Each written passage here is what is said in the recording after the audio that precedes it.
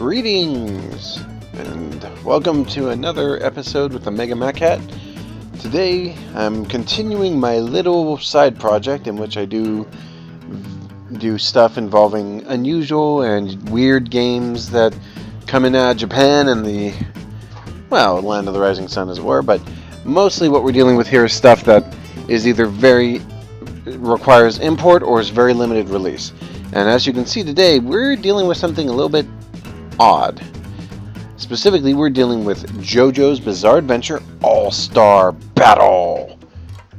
Now, for those of you not familiar, and I'll try to make this a quick rundown, the JoJo's Bizarre Adventure series has been a long-running comic and animated series in Japan, starting back in the 80s and more or less coming to the mainstream with its third installment, Stardust Crusaders. But it's had a long-running series and is now, I believe, in its 8th section, plus it has a spin-off or two. Now, as you can see here, this is a new game, and it is in Japanese with English subtitles, which is pretty cool.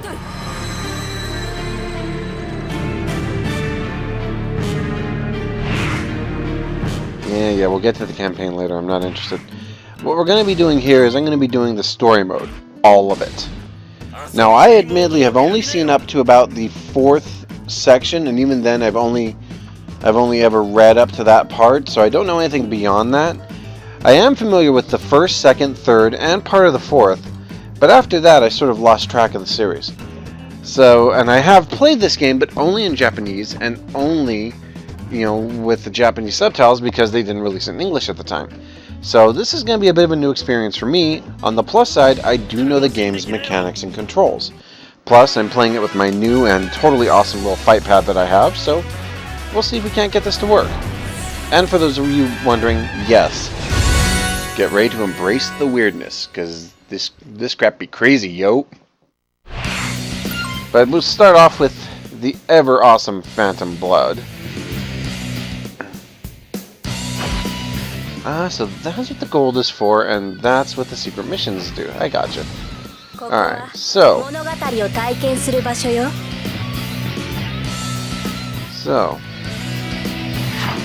to start with Phantom Blood.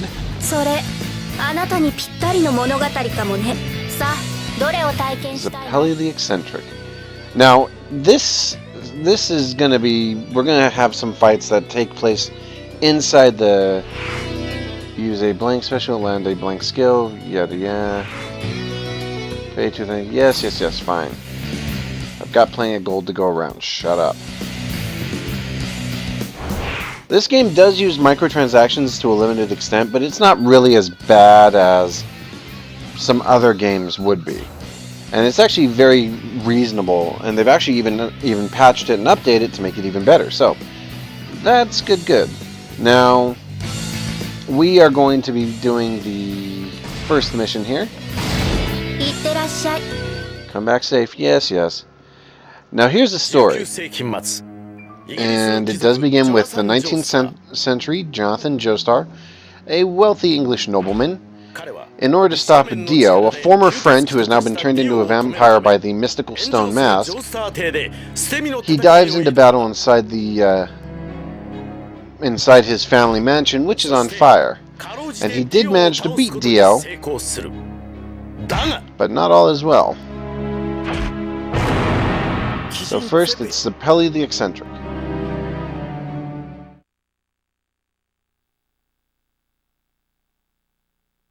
Also leaves him gravely injured and unconscious, which in the series, he actually does get really jacked up in that fight. And he eventually does get healed up and all that. And then he runs into this. Whack job. Now you can use support effect, which will give you different effects, and you pay for it with gold that you earn in fights and other missions. So there are some neat little side effects going on here. I don't need it really because it's not really a requirement. Yeah, Zappelli's kind of weird. Yeah, Dio isn't dead yet.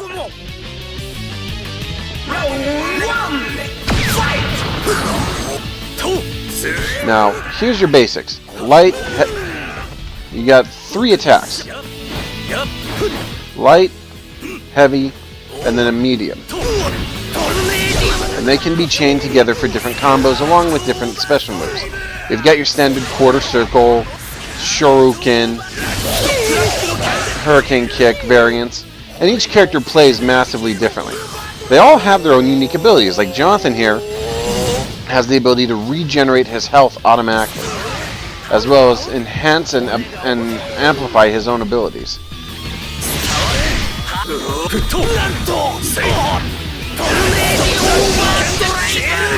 And then there's this. You also have super moves, which each character is unique. They all have their own supers.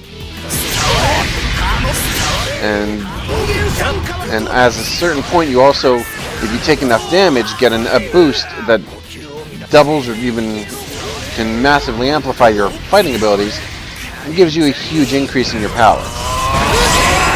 Oh yeah. Now the story mode has a good difficulty progression. It starts off fairly simple and gets more difficult as time goes on, which is what you would expect.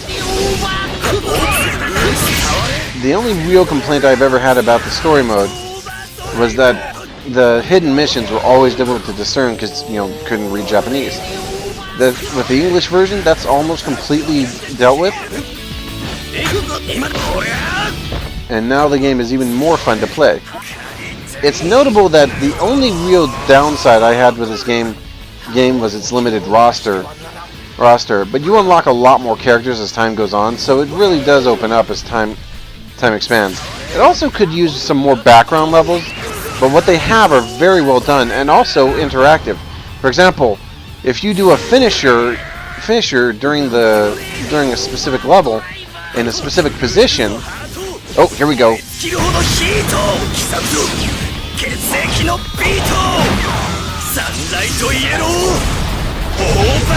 Here we go. This is what happens when you use certain finishers in certain locations.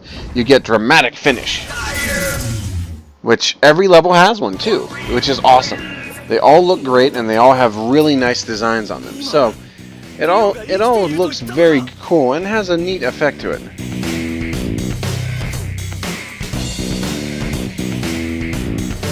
Alright, so, you mean Dio is still alive? Yes, he's still alive. He's a vampire. Of course he's still alive.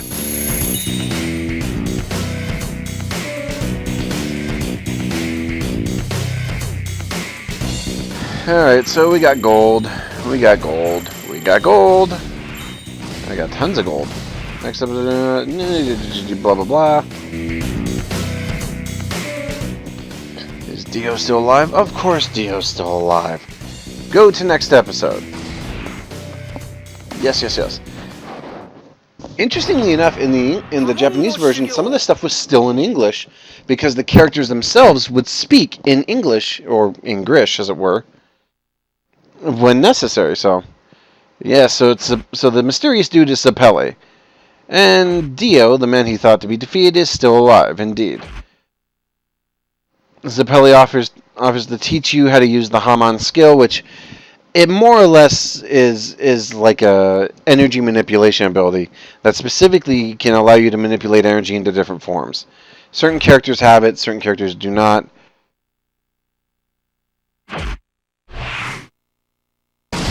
Win without losing around. Land the Sendo special, I think. Well, I'll figure it out. If not, no bigging. 石仮面の力によるスピードとパワーには人間がどんなに努力しても太刀打ちできん。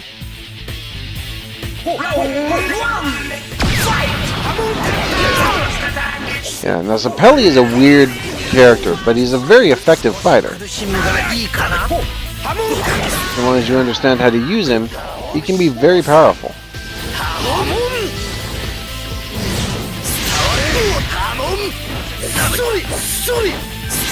So, here we go. There we go. That's one secret mission complete. Now, each level is based on an event from the comic book series, or the anime series if you want to be technical. But so this fight actually did take place when Zeppeli was teaching Jonathan how to use his abilities. Often, Jonathan was a good fighter, but he was an egotist who thought himself better than most anyone else.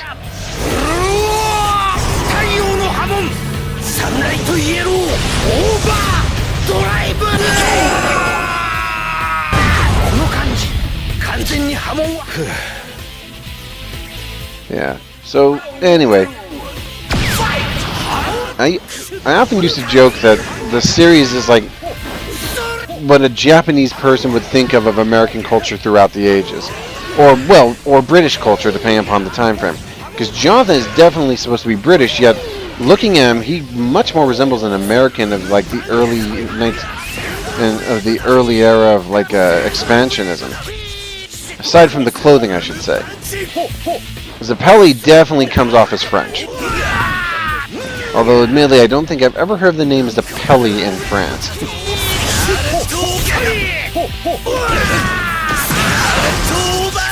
That being said, it's probably just coincidence that he certainly seems to come off as either a French gentleman or an exceedingly eccentric noble from either England or Spain. But that outfit just screams France. And seriously, you didn't even see that stuff in the 1920s and 30s in the US. You'll need to put on something special, you'll never beat them. No doubt.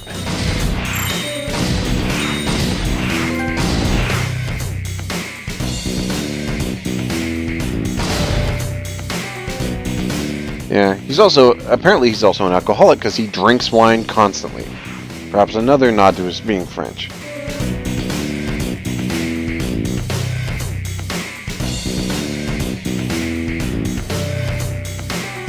And on to the next episode. We got time for a couple more episodes. One good thing about the story mode is it doesn't take long to get through them. Although some of the later story modes do take longer than others.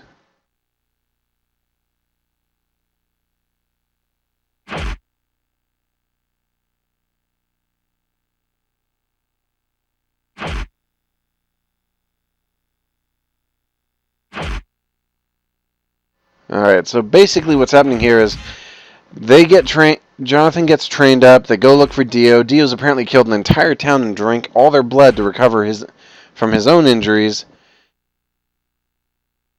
And now Zeppeli's gonna fight Dio directly.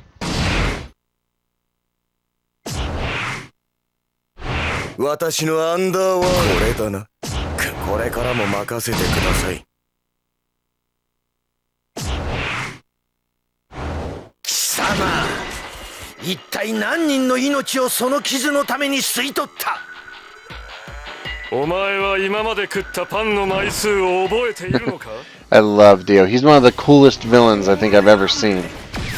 Dio Brando. The version of him from the Abridged series is actually one of my favorites.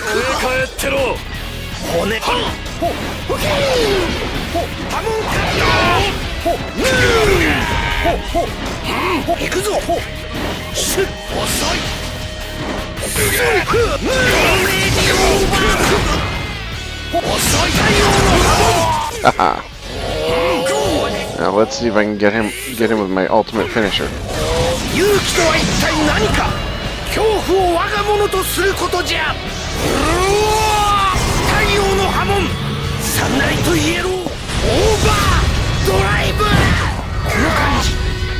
Yeah, that was good.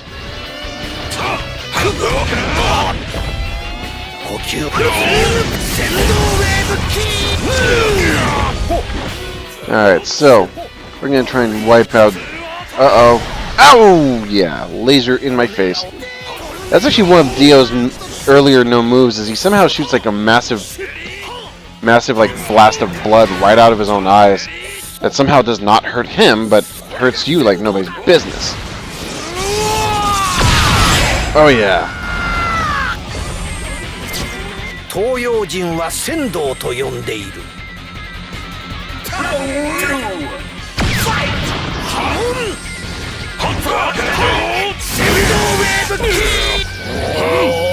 Alright, so let's see if we can't polish off Dio here. Uh-oh.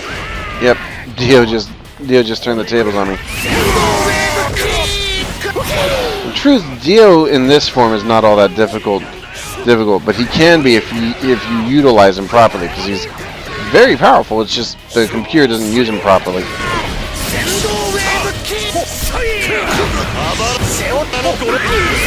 Alright, now here's some of the background effects I mentioned. When you cause characters to fall in certain places, they will actually be attacked by the background itself.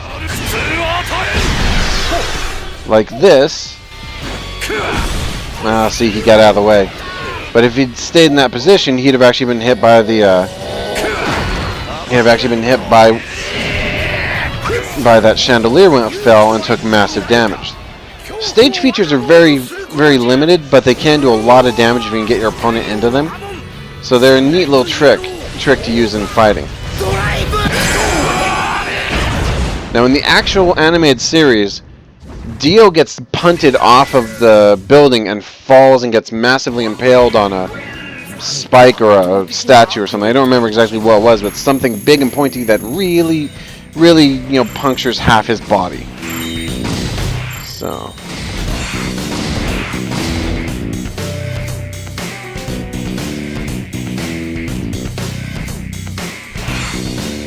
on to the next fight.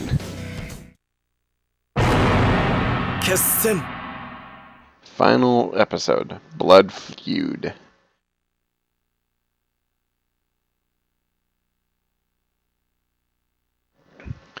So basically, Zappelli tries and fails to defeat Dio.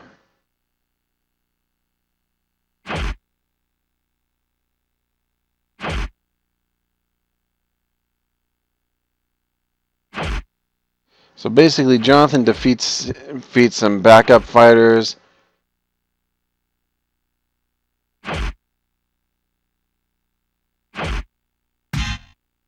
Now it's Jonathan versus Dio, and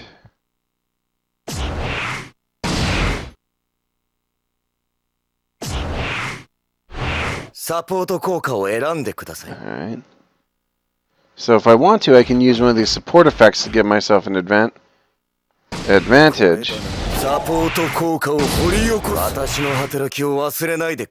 And now we can start the fight.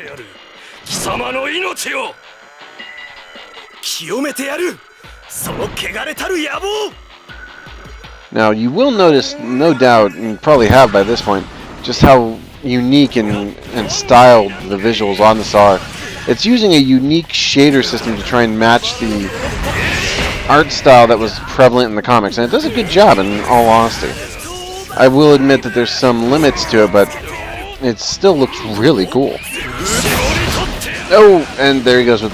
Now this fight with Dio is a lot more difficult because the computer really does know how to use him. And that blood-sucking move is just one of many that Dio has that can be really annoying.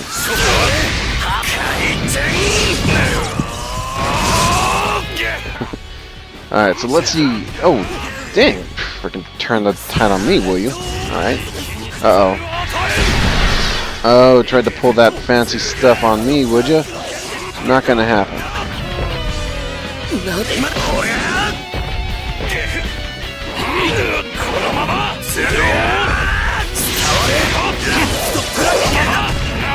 Now, Dio hits really hard, but he's a little bit slower than most other characters, and his moveset is a little bit more limited. That being said, when he combos you, you will take just boatloads of damage, and his attacks can do a lot of damage if they're comboed with other moves that he has, like the Bloodsucker. So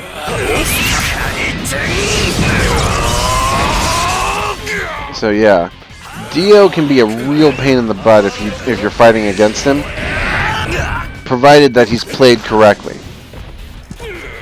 Computer doesn't really know Dio all that well, apparently, but that's okay. Just means I get to kill him. Oh, Ow, well. Alright, Dio. It's over. Now, the ultimate attacks in this game all look really awesome. But I think Jonathan's might be one of my favorites. Oh, and Dio is out of here. Dramatic finish.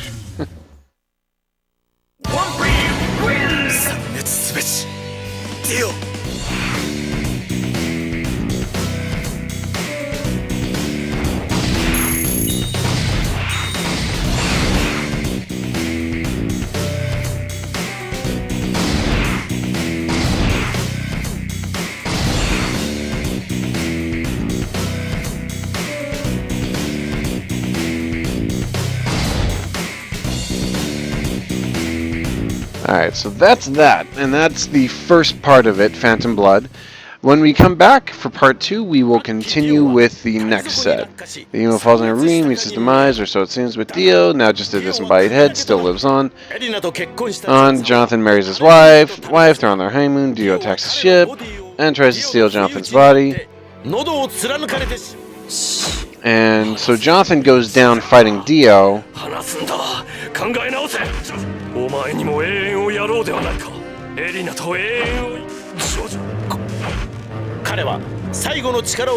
So basically, Jonathan gets his wife out of town along with his kid. They escape, but he dies fighting Dio.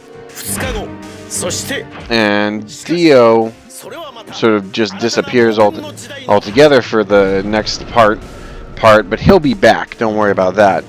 So part 1 is complete, and congratulations. Yep, we did it.